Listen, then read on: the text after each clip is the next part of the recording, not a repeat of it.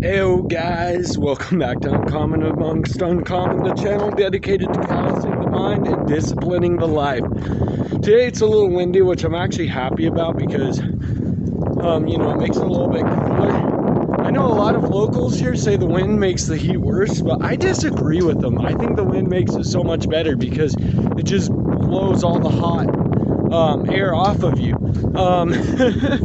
Anyways, so we are out for marathon number 9 of 52, and if you stay tuned today, you will find out another very weird piece of information about me, and that is why I choose to wear the exact same outfit, with the exception of socks, every single time I do these marathons, and why I have certain outfits for different athletic events that I do. Now, I do want to talk about one thing real quick, and that is why my times have been so freaking slow. And that's for a couple of actual reasons and a couple of actual excuses. I'll be honest, I'm not worried about it. We all have excuses, right?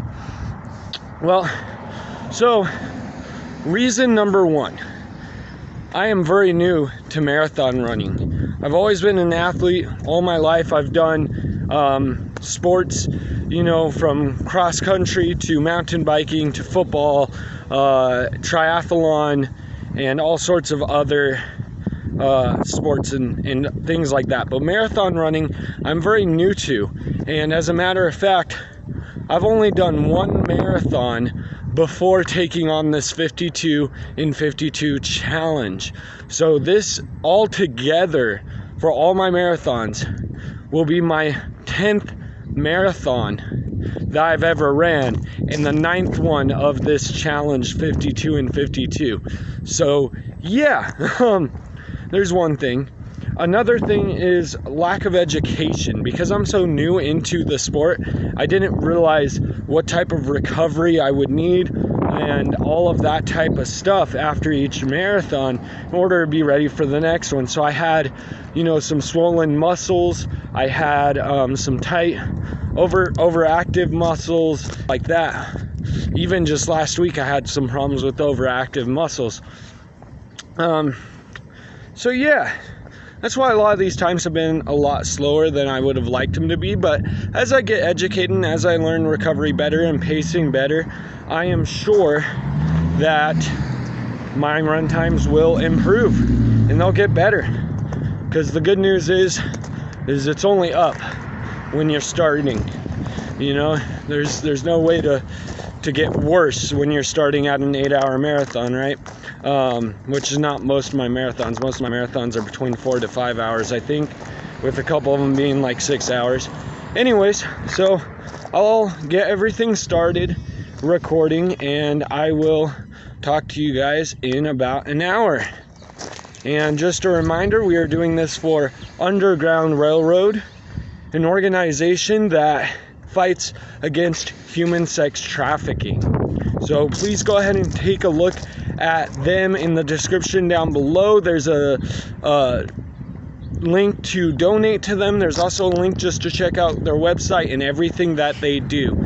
So thank you very much. You guys have a good one. I'll see you in an hour. All right, we are kilometer 10, 1 hour in to marathon number 9. And I'm gonna be honest, I'm struggling mentally with my mind here today. Got to run with the Marine for the last 20-30 minutes, and that was pretty funny. He had me going pretty fast up these hills, so that was quite fun. I need to get my mind back up though. I think I'm gonna turn on an audiobook for distraction. Might wait a little bit, callous the mind. That's the whole purpose of this, right? Anyway, so yeah, I'm gonna go in to why I decide to wear the same outfit every single marathon. And I don't know why I say I do this with every sport. I don't do this with every sport, to be honest with you. This is a new thing I'm trying out this year. It's something I got from a book. But even down to my underwear, wear the same pair every single week. And the reason for this is to make less decisions. So when you boggle your mind with so many decisions, it uses energy and power to make those different decisions, to weigh them out when you're consciously making those decisions, right? So if you can limit how many choices you have to make every single week, then you have more brain power, more decision making power to make decisions that are important.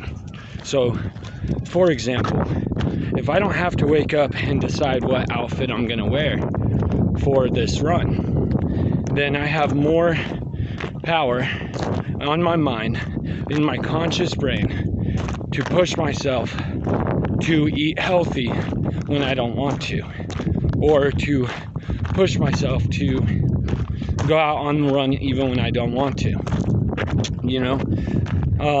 Another thing I do this with is in my grocery shopping. I don't buy unhealthy food. I just don't buy any unhealthy food, with the exception of the candy I use for when I run, which is only 7 gummy bears that I take on me with these marathons. It's the only unhealthy food I ever buy. And the reason I do this is so that when I want unhealthy food and I walk into the kitchen, I have no option for it. It's not there. I'm forced to make a healthy decision. I'm forced to choose a healthy snack. I'm forced to make an actual dinner because I have literally no other option in the house but that. And so that's the concept. That's why I wear the same underwear, the same hair, the same shirt, the same hat, the same camelback, and same shoes, same shorts, all of that the same every single week, is to limit my decisions.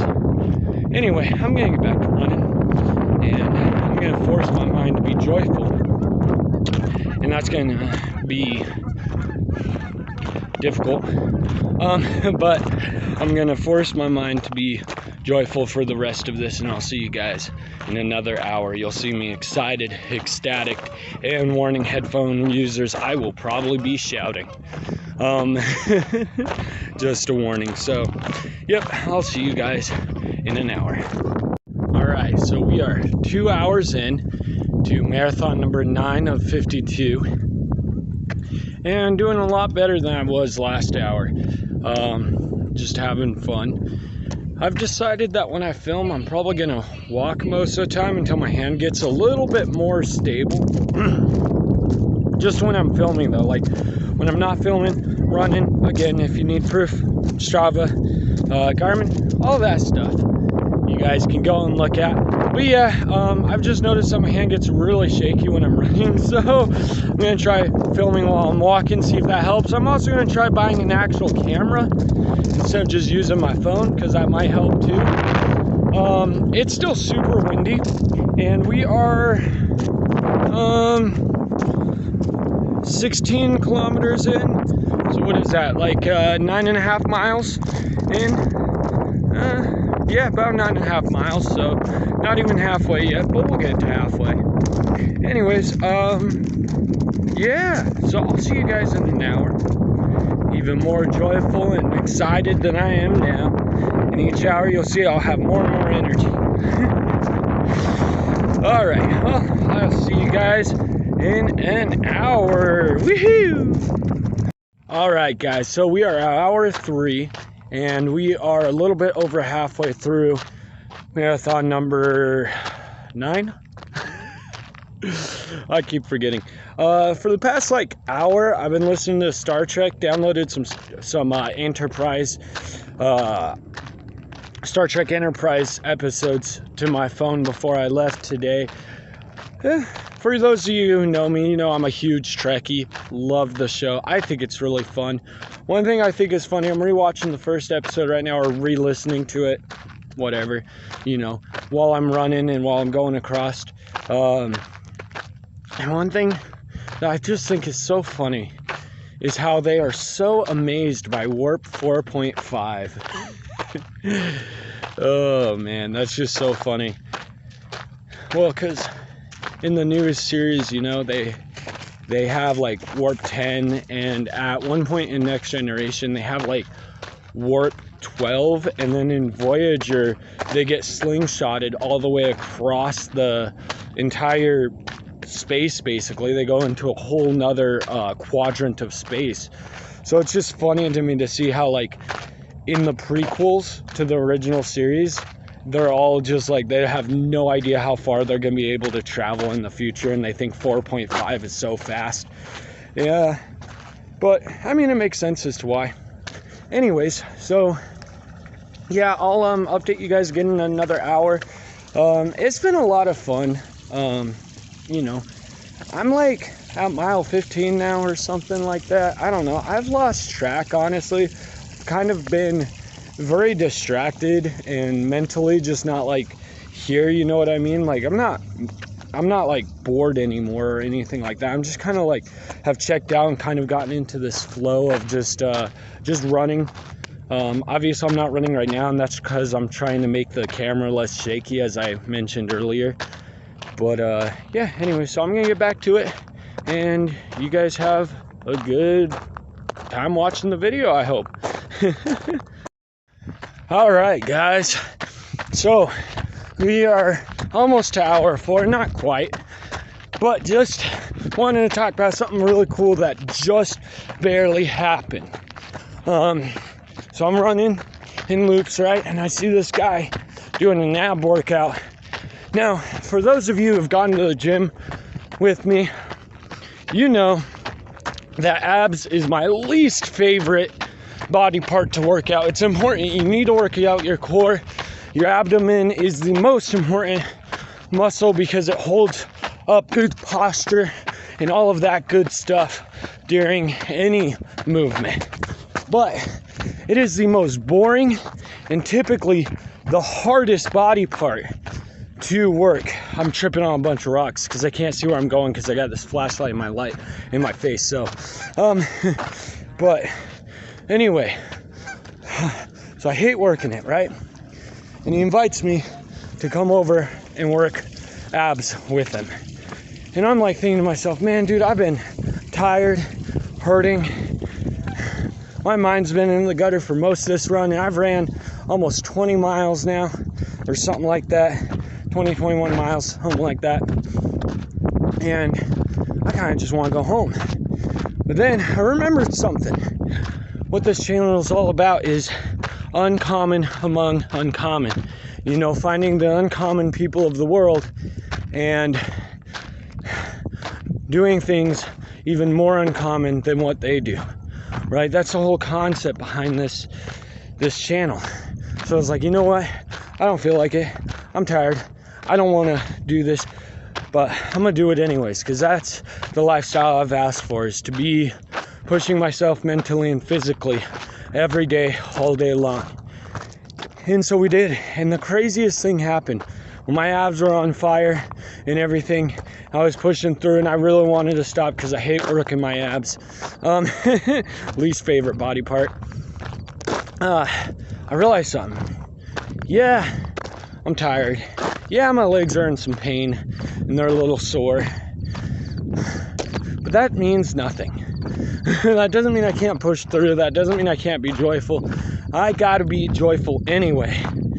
And I know I've been getting more and more joyful as the night goes on. But one thing that's been really awesome today that I do want to say and I do want to speak about, because this is what this challenge is all about, is Underground Railroad. So there were tons and tons of people at the park today. I mean, tons of people at the park today. And so I got to tell probably like, I don't know, 15, 20 people. I got to stop them and tell them about Underground Railroad. Some shared my fundraiser. Some said they were going to donate. I don't know if they will or if they won't. But hey, I'm not saying anything bad or good about, I'm not saying anything bad if they don't donate. Like, some people just can't, and that's okay. There's nothing wrong with that. Holy crap, that's creepy. Anyway, sorry. The shadow mixed with the rock just looked like a dead guy, and it was like hella creepy. Anyways, so yeah, I'm gonna finish out. I've only got like, how much left? 12 kilometers, so that's like 7 miles, 6 or 7 miles, something like that. So it should be fun. Anyways, yeah, so that was a cool experience. All right, well, time to be joyful, time to be happy, time to get running.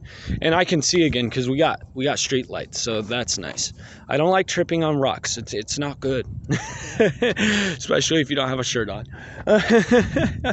It is so hot in Vegas, guys. Like, this blows my mind. When I left, it was funny because I left the house, I checked the temperature, and it said the high was going to be 90. And my very first thought was, oh, thank God. It's going to be so much cooler than it was last week. Last week it was like 110 degrees outside. And whew, I was like baller heat. 90 is hot, obviously, but especially after the sun's gone down, it is not nearly as bad as it was. Like, it's still hot enough to take off your shirt, but like, it's not... Like, I'm not sweating like I was last week. I'm not as dehydrated as last week, and I'm not as red-faced as last week. So, I did want to talk about one thing, and I'm sure some of you guys have noticed I'm not very out of breath when I do these videos, and I wanted to address why. So, running, once you get used to running, and you're in a good pace, typically your cardiovascular system is not actually being worked that hard anymore, and only gets worked when you're really pushing yourself to run faster than you have before, even if the distance is further. Just because your heart and lungs are have a completely different muscle structures, they work completely differently, and they recover a hell of a lot faster than any of your other muscles. So that's why. I've been a runner for a long time. I started doing... Alright guys, I gotta be very quiet because I just got home and it's like 12:30 at night. Man, dude, that one took a long time. Holy crap, my body's in so freaking much pain. But before I left, I weighed myself to see how much I was, because I was curious to see how much weight I lose during these. When I started this challenge, I was at the weight of like 145, and I quickly learned that doing a marathon every week, I would need to gain weight, both in muscle mass and in fat percentage, which sounds weird, but there's a lot of science behind it. When you run a marathon every single week, you need some fat, right?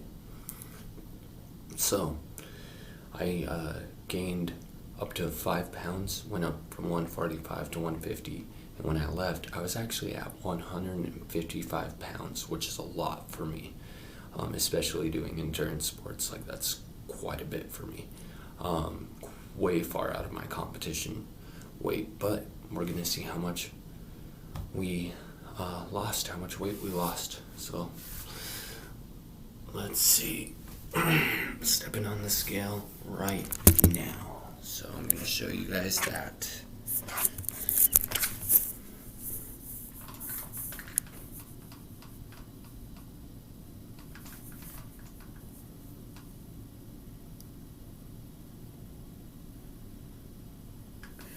Wow. So we lost 4 pounds just by running a marathon. 4 pounds.